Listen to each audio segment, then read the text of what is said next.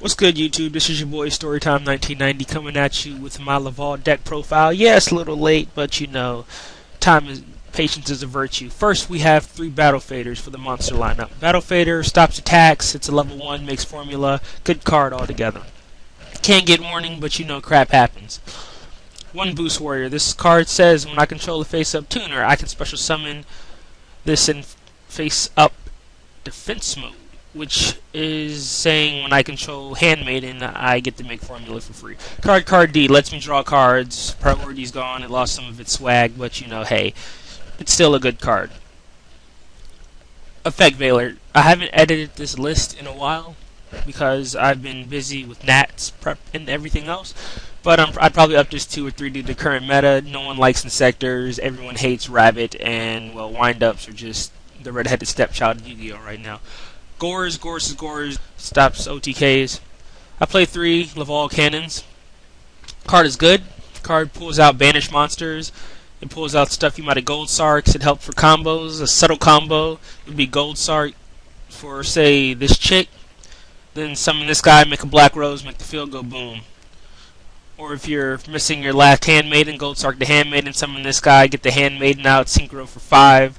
Boom, then start your whole Quasar shenanigans. Quasar is a very good card. We'll be getting into that later.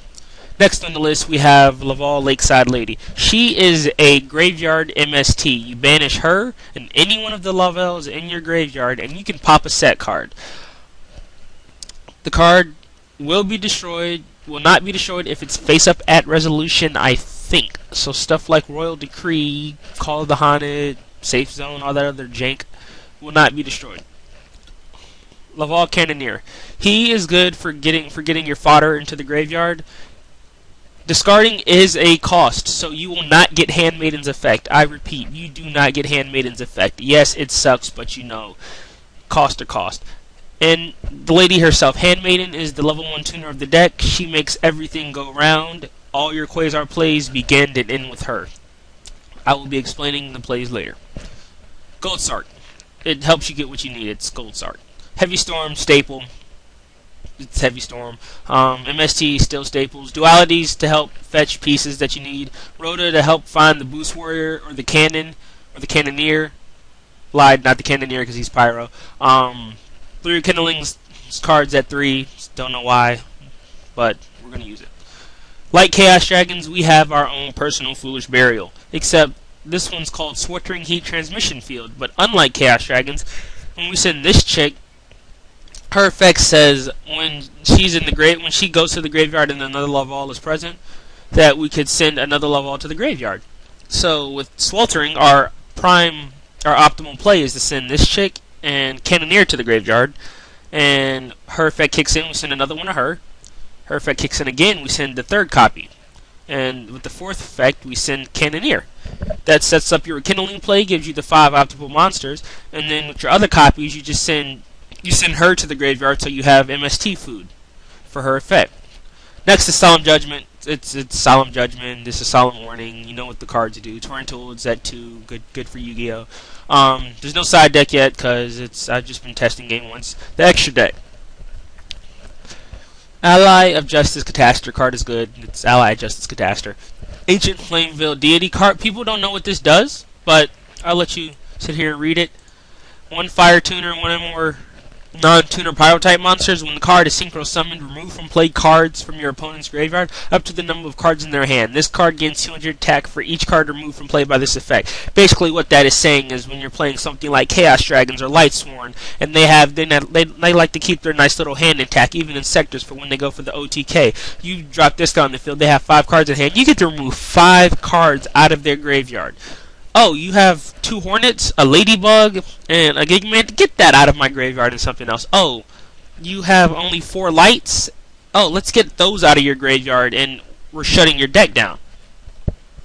Next, Armory Arm. It's Armory Arm. It's a target. It's Armory Arm. Black Rose. Cards getting reprinted. Yay. It's effect. It blows up the field. If you don't know what a white card is, because we're all about black cards now. Yeah, black power. Brio. Some people think it should be banned. It might get banned. They're reprinting it. Don't know. Still might get banned. Basically, you discard cards, bounce cards. It's good for field clearing and OTKs. Formula, they limited this card because of Plant Synchro, because of Frognarks, because of a whole Fishfork Blaster, a bunch of other stuff. So you have to be really careful when you're making your plays with this deck, because since there's only one in the deck, you have to use it sparingly when you're pushing for game or a play that you know your opponent can't come back from. Lava Dual Slasher, he's not the best rank 5 in the game.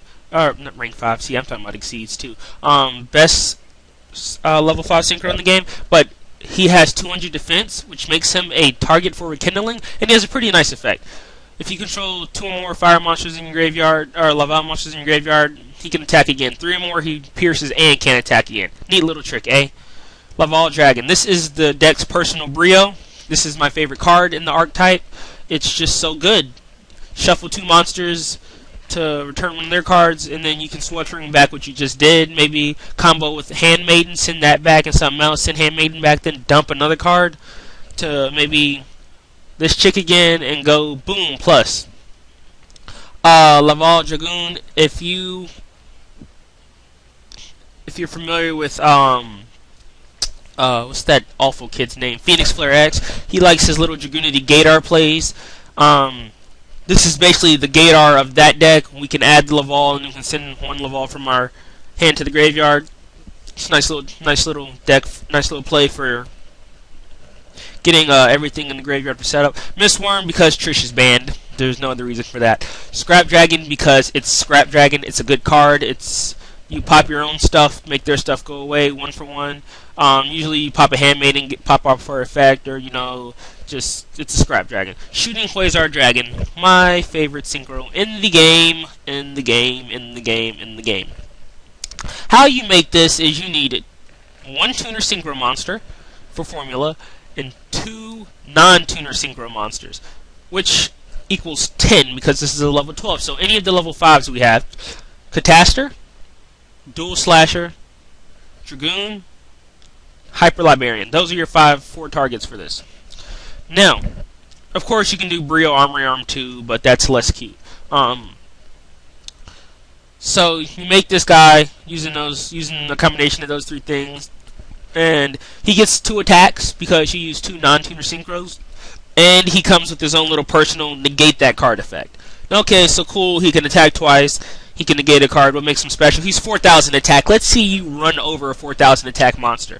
And if that's not all, because 4,000 double attacker that's immune to a card for a turn. If it's the last thing to be destroyed, it brings out a Shooting Star Dragon that is also not that fun to get rid of. So that means we also should play a Stardust, because it does happen when you can make Shooting Star, because Shooting Star is a good card and it might be right for the situation. And everyone's favorite Synchro that got limited, TG Hyper Librarian. Now, a quick note on Quasar. If it's not the last thing to be destroyed, say a Shining or like a E-Hero Shining and a Dialk or something along those lines, it will miss the timing. So the same things that plague the Shining and whatnot, like Soul Taker and Light Pulsar, there we go, will plague Shooting Quasar Dragon. So Soul Taker, just somehow you manage to Soul Taker my Shooting Quasar Dragon, I'm not going to be good friends with you. Now, the easiest Quasar play in the deck. With all the graveyard set up, it's easy to get, you want these 5 monsters in your graveyard. You play the Rekindling. Rekindling states you special summon as many as many fire monsters from your graveyard as possible. Remove from play those that are still in the field at the end phase of the turn. So your optimal play is to get these 5 monsters in the graveyard. You're kindling all 5 of these, and you synchro for 5. You need to clear some field. Then you make Dragoon. You make this guy Dragon based on the situation that you're in, or if you're not really in need of bouncing cards back, you make Librarian for some pluses. Then you will need to summon Battle Fader or have Boost Warrior in your hand to make the formula. So then you special summon whatever tickles your fancy, and you synchro for formula. Draw your card, or draw 2 if you've had Librarian, and then you make the last 5 in the deck. If you think your opponent can stop you, and you might have another Rekindling play, I suggest making this guy because He's already level 5, so he helps your pluses if you need rekindling again, because you can target this guy because he has 200 defense, and then you just sync all that off for Quasar. It's really fun to do just Quasar out of nowhere. Of course, the army arm plays. If you make easiest way to make army arms like Battle Fader, this guy, and Brio.